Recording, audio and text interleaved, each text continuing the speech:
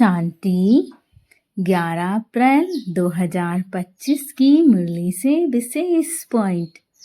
पहला पॉइंट है, मीठे बच्चे, अब यह नाटक पूरा होता है, तुम्हें वापस घर जाना है। इसीलिए इस दुनिया से ममत्व मिटा दो, घर को और नए राज्य को याद करो। अर्थात ये जो 5000 सालों का बना बनाया ड्रामा है, जो कि अब संगम युग लग गया है, तो ये भी बात तय है कि ये जो 5000 वर्षों का बना बनाया ड्रामा था, उसका अंतिम समय भी अब पूरा होने को है।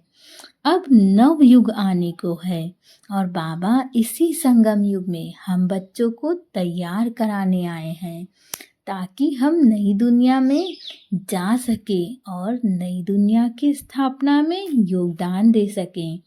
और जिन बच्चों का पार्ट नहीं है सतयुग में, वो भी एक लंबे रेस्ट पे अपने घर जा सकें, जहाँ वो पूरी तरह से फिर से रिफ्रेश होके जब उनका पार्ट होगा तब इस धरा पर आएंगी।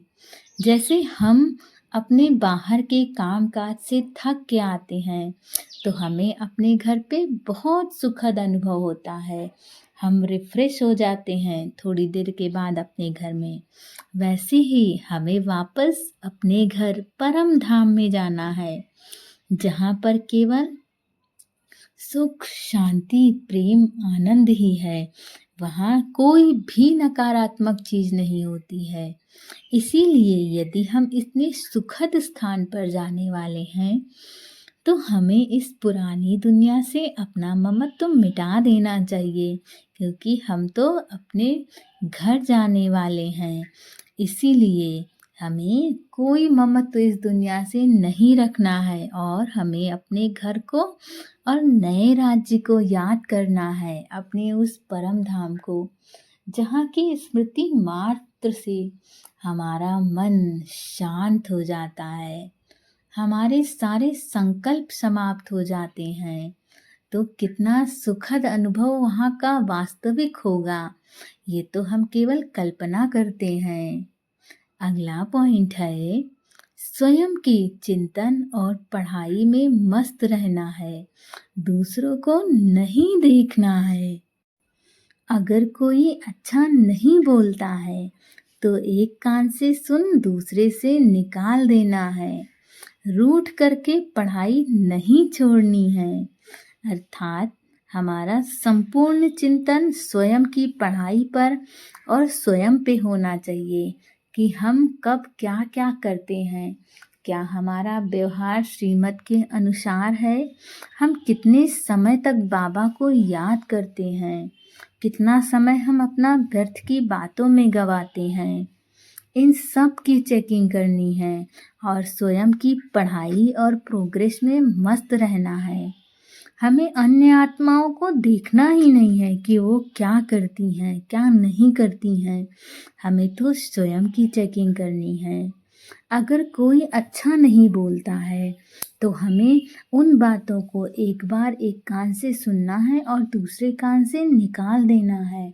उन्हें अपने मन में लाना ही नहीं है, ताकि वो हमारे मन को प्रभावित न कर पाए। और कभी भी हमें रूठ के किसी भी कारण से यदि हमारे जीवन में कोई सिचुएशन आ जाती है और शायद हमारे जीवन में वो अच्छा होने का समय नहीं होता है, तो हम घबरा जाते हैं कि बाबा भी नहीं सुन रहा है, वो भी नहीं देख रहा है। इससे रूठ के हमें पढ़ाई नहीं छोड़नी है, भरोसा रखना है बाबा पर। वो सब कुछ देख लेगा और सब कुछ समय आने पर समय से ज़्यादा हमें लौटाएगा। अगला पॉइंट है, जीते जी सब कुछ दान करके अपना ममत्व मिटा देना है, पूरा विलकर ट्रस्टी बन हल्का रहना है, देही अभिमानीपन सर्वदैवी गुण धारण करने हैं। अर्थात जीते जी हमें हमारे अंदर के जो भी विकार हैं, उन सब का दान करना है, बाबा को दान दे देना है और सबसे ज़्यादा जो विकार हैं, जो मोह की चीज़ें हैं, वही हमें ज़ोर से बाँध के रखती हैं, जिसकी वजह से हमारा इस दुनिया से बहुत ज़्यादा ममत्व होता है।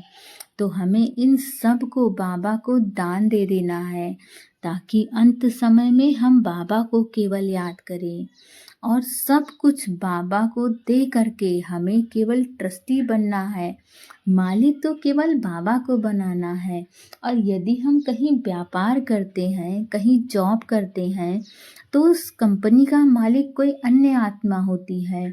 तो हमें कोई चिंता फ़िक्र होती है कंपनी के बारे में? नहीं होती है। ऐसे ही हमें बेफ़िक्र बादशाह बनना है अपनी भी चीज़ों का। सब कुछ बाबा को समर्पित करके अब वो जाने, वो देख लेगा। और यकीन मानिए, जब जितना ज़्यादा आपका बाबा पर निश्चय होगा, चीज़ें उतनी ज़्यादा आपके अनुसार अच्छी होंगी। परंतु निश्चय आपको बाबा पर करना ही होगा, तभी आप हल्का बन पाओगे। और देही अभिमानी बन सर्व गुणों को हमें धारण करना है। अगला पॉइंट है, भिन्नता को मिटाकर एकता लाने वाले सच्चे सेवाधारी भव। अर्थात ब्राह्मण परिवार की विशेषता है, अनेक होते भी एक आपकी एकता द्वारा ही सारे विश्व में एक धर्म, एक राज्य की स्थापना होती है। इसीलिए विशेष अटेंशन दे करके भिन्नता को मिटाओ और एकता को लाओ, तब कहेंगे सच्चे सेवाधारी। आपको ये नहीं दिखाना है कि मैं विशेष हूँ, बाकी अन्य आत्माएं विशेष नहीं हैं।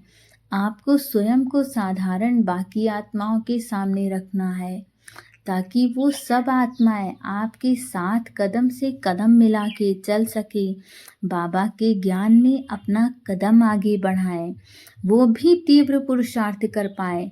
यदि आप हर समय ये दिखाओगे कि मैं बीके विशेष हूँ बाकी अन्य आत्माओं को, तो कहीं ना कहीं वो आत्माएं पीछे हट जाती हैं कि ये भी बाकी सभी मठों की तरह, बाकी सभी जगहों की तरह है, जहाँ पे कोई एक विशेष है और उसकी हम सब जी हजूरी करते हैं। नहीं, हम सब केवल परमात्मा की जी हजूरी करते हैं। तो हम सबको साधारण बनना होगा और सबको एक साथ लेके चलना होगा। हम यहाँ स्वयं को विशेष बताने नहीं आए हैं। हमारा सबसे पहला उत्तरदायित्व है कि हम अन्य आत्माओं को भी बाबा का ज्ञान दें, तब हम सच्चे सेवाधारी कहेंगे। सेवाधारी स्वयं प्रति नहीं, लेकिन सेवा प्रति होती है। स्वयं का सब कुछ सेवा प्रति सोहा करते हैं। और जैसे साकार बाबा ने सेवा में हड्डियां भी स्वाहा की, ऐसे आपकी हर कर्मेंद्रियों द्वारा सेवा होती रहे। आपको ऐसा बच्चा बनना है। अगला पॉइंट है, परमात्म प्यार में खो जाओ तो दुखों की दुनिया भूल जाएगी। सबसे शानदार बात है, हम जितना ज़्यादा बाबा के प्यार में खोए रहते हैं, हमें इस संसार की चीज़ें प्रभावित नहीं करती हैं। ना जाने कितनी बातें आती हैं और चली जाती हैं, परंतु यदि हम बाबा की याद में मगन रहते हैं, तो हम किसी भी अवस्था में प्रभावित नहीं होते हैं। ना कोई सिचुएशन हमें प्रभावित करती है, ना किसी प्रकार की बात। इसीलिए बाबा की याद में और बाबा के प्यार में खोए रहो, सब कुछ बाबा देख लेगा। हम फिर इस दुखों की दुनिया से छूट जाएंगे। ओम शांति।